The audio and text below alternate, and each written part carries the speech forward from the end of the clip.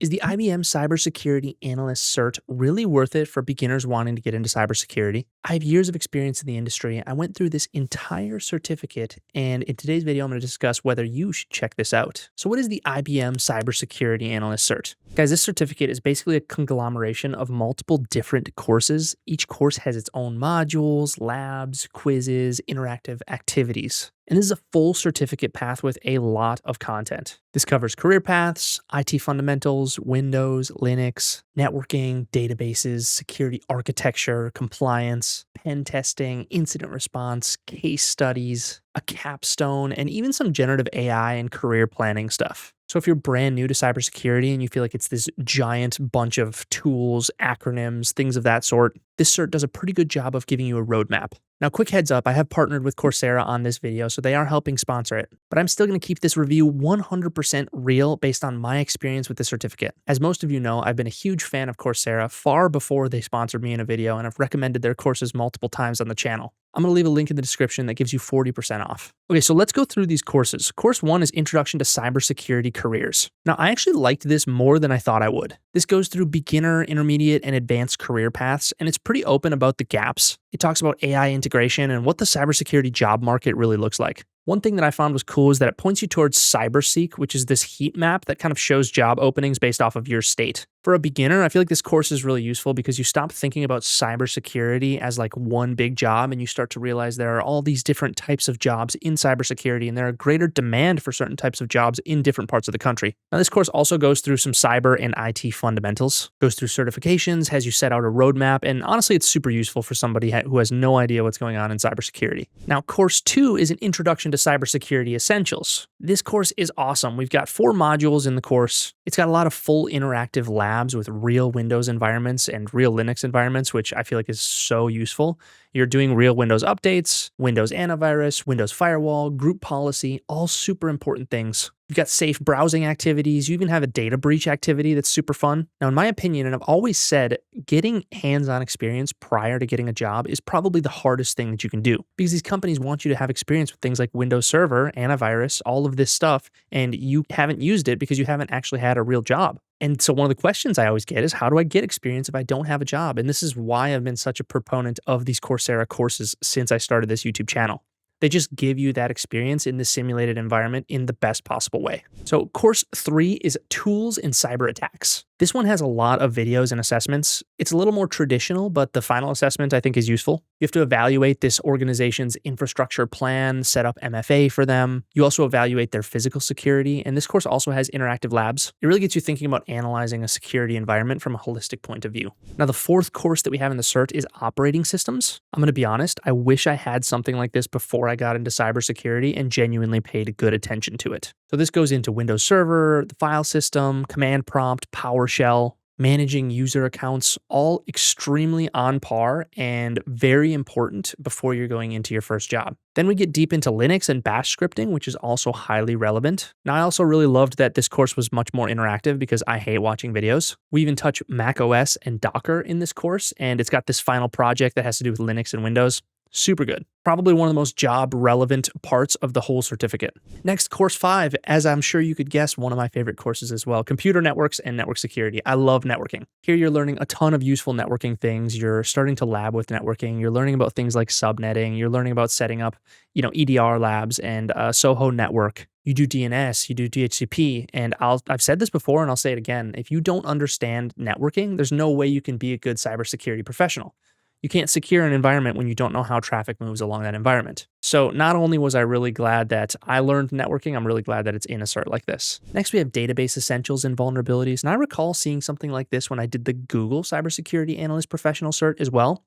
So I think that there's a lot of important things in this. It covers things like non-relational databases, relational databases, SQL. You actually get to do SQL labs. You have some database permissions. You have data protection. You have these common attack vectors. Now, I would say that this course is probably a little bit too advanced for a beginner. Not sure that a beginner is going to be doing anything of this sort in their first cybersecurity job or in their first IT support job. However, it's probably a good thing to be aware of because all of this data in the world is secured behind databases and we need to be literate in databases. So it's probably useful. I haven't had a job where databases were super useful yet. Course 7 is cybersecurity architecture. You get into CIA, IAM, network security, data security, detection and response. Again, my take is that this is probably a little bit high level for somebody who's just going into cybersecurity, but it's generally good to be aware of how these things are architected. This feels like something that someone really high up in cybersecurity would be doing and kind of fitting all of these pieces together, but generally it's good to have that knowledge. And then course 8 is going to be our compliance course. Now, this is the thing that nobody actually likes doing, but a lot of people make a lot of money doing.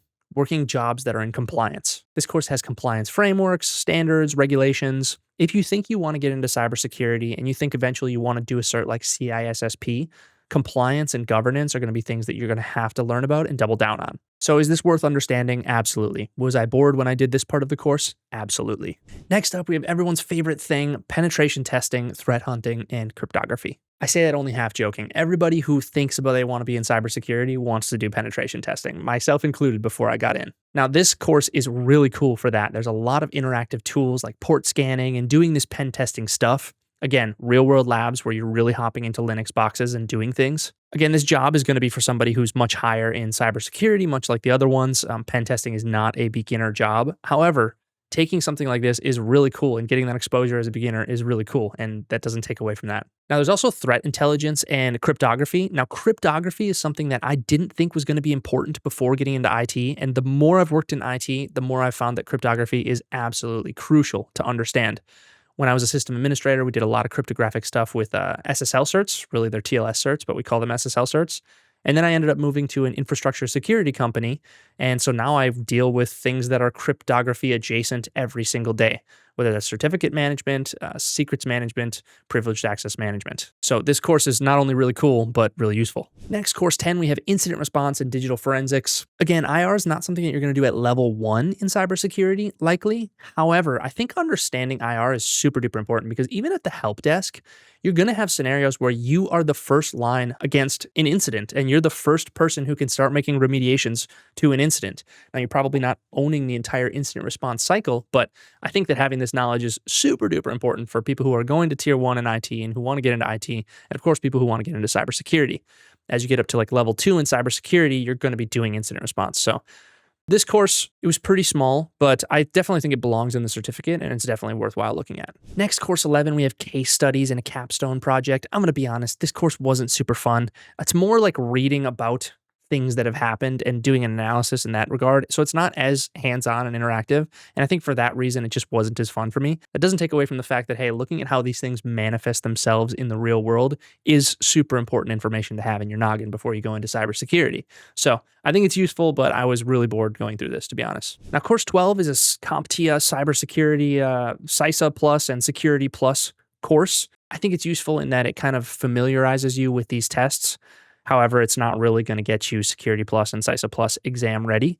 I have many other courses and things that I recommend for that, but it's part of the certificate program. I certainly would go through it and look at it and get yourself familiar with these two exams and what they are and how you can optimally go about passing them. And then lastly, courses 13 and 14, we have this generative AI course and this career path course. I think that both of them are very, very useful for somebody who is just starting out.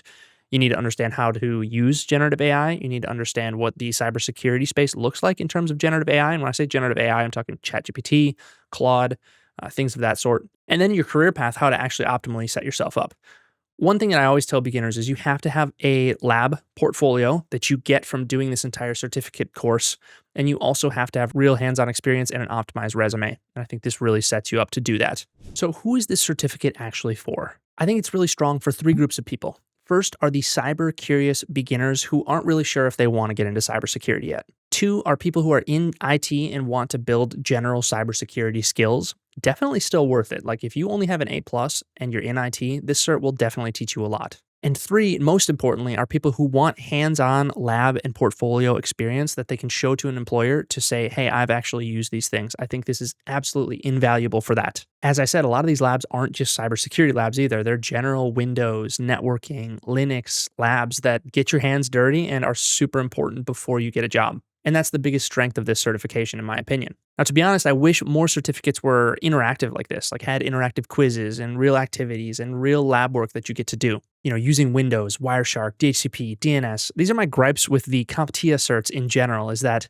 you do learn a lot of good information, but there's like no hands-on things that you do for those certs. You watch a lot of videos, and watching videos is fine, but you don't actually learn that much, and then it's hard to regurgitate what you've watched in those videos. Now, I want to be very clear that this cert is not going to alone get you a $100,000 cybersecurity job starting out. It's just not how the market works. The entry-level market is still super competitive. You need to build projects, you need to build labs, you need to actually be able to talk about the things that you've learned. But this cert will set you up very well to do all of those things. So, if you take it and you build on top of it, you could absolutely be ready to get your first cybersecurity job. Now, another question is, how long does this cert take? Honestly, this has always depended on how much of a grinder you are. I did this relatively quickly in about a week and a half, but I've already been in the industry for years. I've already taken a bunch of other certifications, so a lot of it was knowledge that I already had. But these labs and projects still do take time. So for a beginner, I would expect somewhere between 1 and 3 months, depending again how much time you have and how much of a grinder you are. Definitely going to take time. Now, you could just arrow through the entire certification, just say, woo, I have the cert, but you're not actually going to learn anything. The point of taking a cert like this is to learn. All in all, I would say that this cert is phenomenal preparation. I'm not just saying that because it's sponsored. I think it's phenomenal for figuring out if you like cybersecurity. I think it's phenomenal for getting you that hands-on experience. And it's not a guaranteed job button. You're still going to have to take Security Plus in your career likely, but I also think it's great preparation for something like Security Plus. Also, if we just look at how much something like this costs, $50, $60 a month, and you can get 40% off with the link in my description,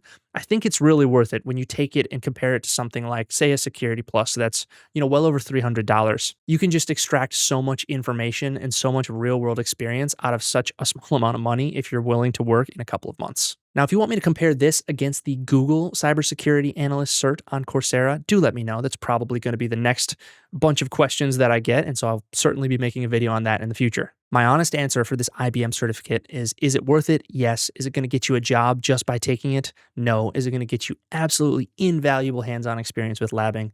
Absolutely yes. Thanks for following along. And again, thanks Coursera for partnering with me on this one. I'll leave a link in the description. Be safe, be smart, make some good decisions, and good luck on your cybersecurity journey. Bye.